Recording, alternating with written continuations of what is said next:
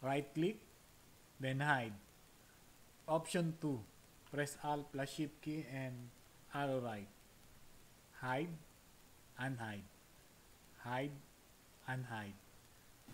Habang nagta-type ka, nag-a-appear din yung auto number dun sa katabing cell.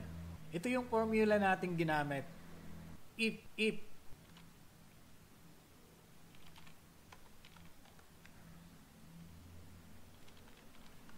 So dito sa column E, kukunin natin yung top 3 scores. Sa column G, dito naman natin ilalagay yung tatlong lowest scores. Equals, large, then ito yung array, yung column B, at saka yung number of rows. Enter. So 97 yung top score. Para ma-determine natin yung top 3 scores, click lang natin yan, then drag natin pababa. So, yan yung top 3 score, 97, 96, 95. Ang next naman natin kukunin ay tatlong pinakamababang score. Ang formula naman natin gagamitin dyan ay equal small. Array natin, yung column V, then 100 row. Yung reference natin, enter. 65 yung pinakamababang score. So, drag lang natin.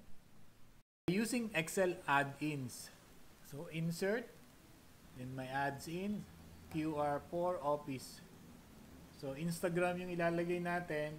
Punta tayo sa Instagram ko. I-copy natin yung URL address. Copy. Or pwede mo rin naman siyang i-type. So, instagram.com vct.image3. So, ito na yung QR code niya. So, meron ditong preview. So, pwede mo siyang palakihin. Palitan ng kulay. So, yung background, pwede din. So, insert natin. So, resize lang natin yan. Paano daw mag-adjust ng multiple column widths at row heights with intervals? Select lang natin yung column na gusto nating i-adjust. Press and hold natin ang control key sa ating keyboard. Ito. Right click lang natin itong column letter, column width. Input lang natin yung gusto nating width. Automatic na nag-adjust yung mga selected columns. Ang second option natin, drag lang natin itong line boundary ng column, then move lang natin pakaliwa or pakanan. Then yung third option, double click natin yung line boundary ng column. Yon, automatic na nag-auto fit yung column width dun sa laman ng cell. Select nyo lang yung column. Then pupunta tayo dito sa conditional formatting. Make sure lang na nasa home tab ka. Then click top bottom rules. Top 10 items. Ayun, at nag-select na yung top 10 items. Pwede mo din palitan ng kulay. Click lang natin to. Yellow ang gusto mo. Green. Paano naman daw kung ang gusto mong i-insert ay barcode? So, select lang natin yan. Then, punta tayo dito sa font. Palitan lang natin ng font. Libre barcode 39.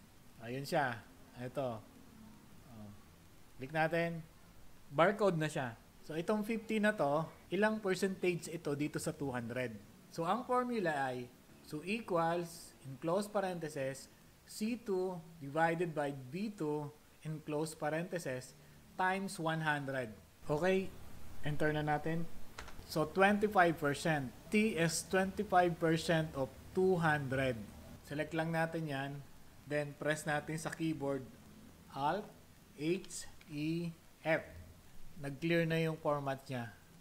So, i-repeat lang natin yung ating command. Select, then F4, F4, F4, and that's it. Press and hold lang natin sa keyboard ang Alt key. Then, press 0176. Then, release the Alt key. Meron tayong degrees. 44 degrees Celsius. Make sure lang na naka-on yung numlock sa inyong numeric keypad. So, alternatively, pwede nating i-copy yung degrees. Then, paste. And that's it. I'll show you how to insert signature in Excel. Go to Insert. Then, Features. Then, select the signature. Insert.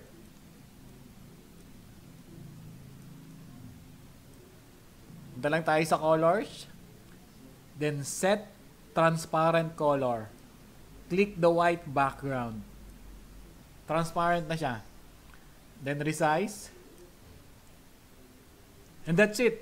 Usually kasi ang ginagawa natin, ina-adjust natin papaganito. Ang ipakikita ko sa inyo ay kung paano mag-auto-fit itong data na nasa loob ng cells ng column na to. Punta lang tayo dito sa sheet.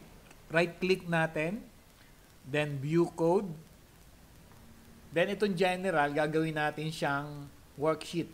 Then type lang natin cells dot entire column dot auto fit. Balik tayo. Type tayo dito ng address. Nakita nyo, automatic na nag-adjust yung column. Barangay Gulang. So, ganun lang siya kasimple. Diba? Naka-home na tayo. Pupunta tayo sa cells. Ito yung cells. Then, format. May makikita ka ditong auto-fit row height. Sa row naman siya. At saka itong column width, auto-fit column width. Pag auto-fit row height, yun yung taas. Halimbawa, Diego. Tapos lakhin natin yung pangalan. 18. Yan. Nag-auto-fit yung kanyang height. Okay. Excel tutorial ulit tayo ngayon. Ang ipapakita ko naman sa inyo ay kung paano mag-wrap text automatically at saka merge and center. So, meron tayong sheet dito at makikita natin dito sa description. Naka-overlap yung kanyang entry na text dito sa kabilang column. So, ang gagawin lang natin, select lang natin yung cell and be sure andito tayo sa home tab. Punta tayo sa alignment. Ito. Sa taas niyan, merong wrap text. Click lang natin yan. At makikita natin dyan, wrap extra long text into multiple lines so you can see all of it. So, kapag mahaba yung entry, mag-expand yung row niya para magkasya doon sa specific na width column na gusto mo. So, click lang natin. Then, may isa pa ditong column. Ang gagawin natin, merge. Select. Then, merge. Ayun. Pwede na nating magawa na ng alignment. Another basic tutorial for beginners. Paano daw maglagay ng peso sign sa Excel. Select natin yung cells na gusto natin lagyan ng peso sign. So, ang peso sign ay PHP. Make sure nasa home tab kayo. Then, go to number.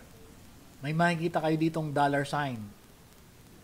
Ito yung accounting number format. Andyan yung mga sign ng dollars, euros, Chinese, at marami pang iba. Kung dollar ang gusto nyo, click nyo lang. Ayan. Meron na siyang dollar. Ngayon, kung peso sign ang gusto nyo, click nyo lang itong drop-down arrow. Then, more accounting formats.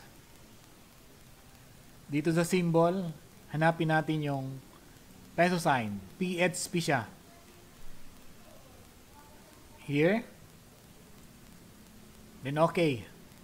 Yan, at meron ka ng peso sign. And that's it. Meron kasi nag-request kung paano daw mag-print. So, napaka-basic lang nito. Ito yung worksheet natin. Click lang natin itong file tab. Then itong print. Pwede din yan na Control P sa keyboard. Itong copies, kung ilang copy ang gusto mo. Kung gusto mo dalawa or isa lang. Then itong printer, kung marami kang printer at hindi ito yung printer na gagamitin mo, click lang natin. Then select ka lang ng printer. Dito sa print active sheet, kung 3 pages yung iyong ipiprint, gagawin mo 1 to 3 or 1 to 1. Then yung orientation, kung landscape or portrait, pili ka lang. Then yung size ng papel, makikita mo dito. Kung A4, letter, or legal size.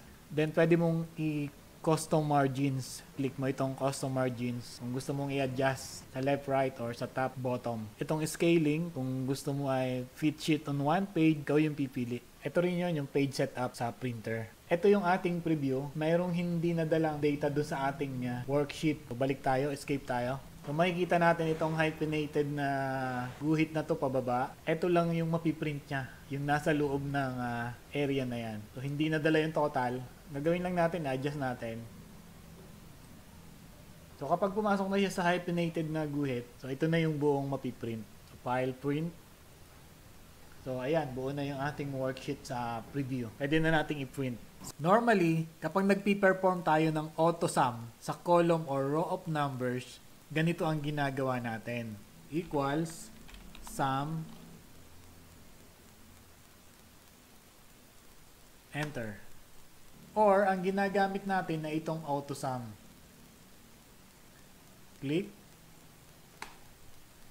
So, automatic na nag-enter ng formula si Excel that uses the sum function to sum the numbers. Enter. Pero, mayroon akong ipapakita sa inyo na mas mabilis gawin ang AutoSum. Burahin muna natin. Press and hold the Alt key plus the equal button. Enter. Gumagana din yan kahit multiple yung selection mo. Burahin muna natin. So, select natin tong dalawang to. Then, Alt equal. Check natin yung mga legit na email ng Facebook. Meta Business Center. I've been contacted by a Meta representative. How do I know if the phone call and or email I received is real? Ito yung mga legit na email ni Facebook. Pag hindi ganito ang nag-email sa inyo, big sabihin, scammer yon or hacker. So, huwag niyong papansinin. I-block nyo agad o i-report nyo. So, ayun, ingat po tayo sa mga notification na nare-receive natin. Dahil sobra pong napakaraming hacker, scammer at nanloloko sa Facebook. Huwag po kayo agad maniniwala. Okay? Follow my Facebook page and subscribe to my YouTube channel for more tutorials.